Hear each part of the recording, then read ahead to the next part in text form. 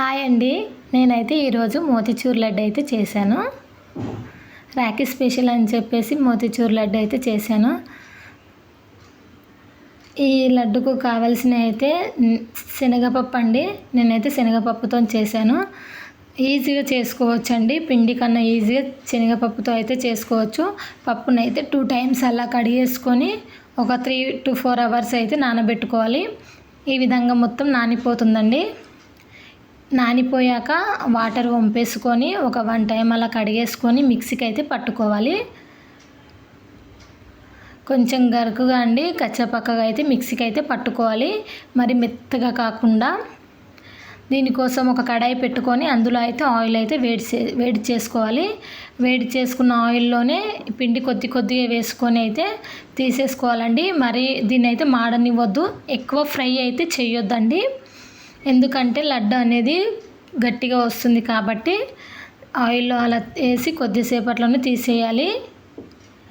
ఇందుకోసం అయితే 1 కప్పు పప్పు తీసుకున్నా కదా, 1 కప్పు అయితే నేను షుగర్ తీసుకున్నానండి. పాకం పట్టుతున్నా. అవి అయ్యేలోపు పాకం పట్టేసుకుందామని చెప్పేసి పాకానికి అయితే రెడీ చేస్తున్నా. ఈ విధంగా పాకం వచ్చే టైంలోనే కొద్దిగా ఫుడ్ కలర్ అయితే వేసాను. ఒక చిటికెడు ఫుడ్ కలర్ వేసి ఇలా కలిపేసుకోవాలి. మనకైతే తీగ పాకంలాగా వచ్చేస్తుందండి. మనకు అర్థమైపోతుంది పాకం వచ్చే టైంకి. ఇలా మొత్తం చేసేసుకున్న తర్వాత చల్లారిన తర్వాత అయితే మిక్సీకి అయితే పట్టుకోవాలి. ఈ విధంగా అయితే మిక్సీకి, మరి పౌడర్ లాగా కాకుండా కొద్దిగా మోతీచూర్ లడ్డు అయితే ఎలా ఉంటుంది, కొద్దిగా చిన్నగా అలా మిక్సీకి అయితే పట్టేసుకోవాలి. అంతలోపు అయితే పాకం అయితే వచ్చేసిందండి. మనం మిక్సీకి పట్టుకున్నదైతే ఈ పాకంలో వేసి అయితే కలుపుకోవాలి. ఈ విధంగా మొత్తం కలిసేలా కలిపేసుకొని ఇందులో అయితే నేను ఇలాచీ కూడా వేసానండి. ఒక 6 to 7 ఇలాచీ అయితే పౌడర్ చేసుకొని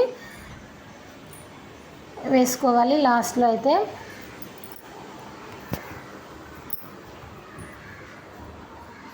ఈ విధంగా అయితే మొత్తం కలిపేసుకోవాలి. పాకం అయితే చల్లారిన తర్వాతనే లడ్డు కట్టుకోవాలండి.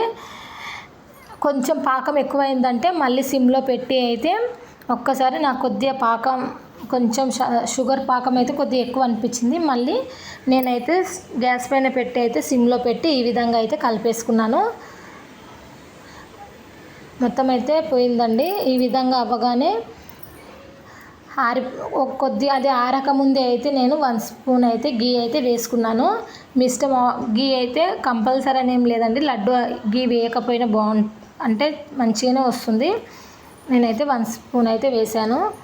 ఈ మొత్తం కలిసేలా కలిపేసుకొని లడ్డు కట్టుకోవడమే అండి. చాలా సాఫ్ట్గా వస్తుంది. ఆయిల్లో పిండి వేసుకున్నప్పుడు అయితే ఎక్కువ అయితే ఫ్రై చేసుకోవద్దండి. లడ్డు గట్టిగా వస్తుంది కాబట్టి ఆయిల్లో అయితే పిండి నార్మల్గానే ఇలా వేసి తీసేసేయాలి. బూందీ చేస్తాం కదా అలాగే.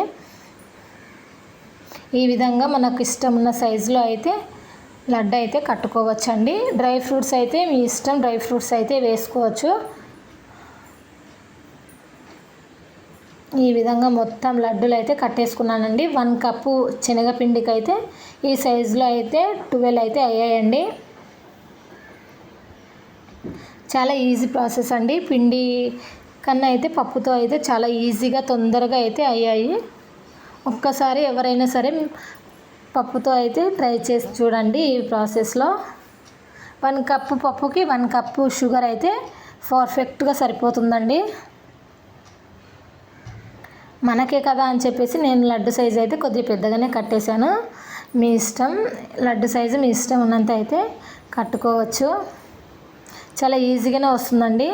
ఇది మొత్తం ఆరాకనే లడ్డు కట్టుకోవాలండి. వేడిగా ఉన్నప్పుడు మొత్తం ఆరిపోయాక అయినా సరే లడ్డు అయితే మంచిగానే కట్టుకోవచ్చండి. ఏ ఇబ్బంది లేదు. ఈ విధంగా అయితే నేను మొత్తం లడ్డూలు అయితే కట్టేసుకున్నాను. 12 అయ్యాయండి.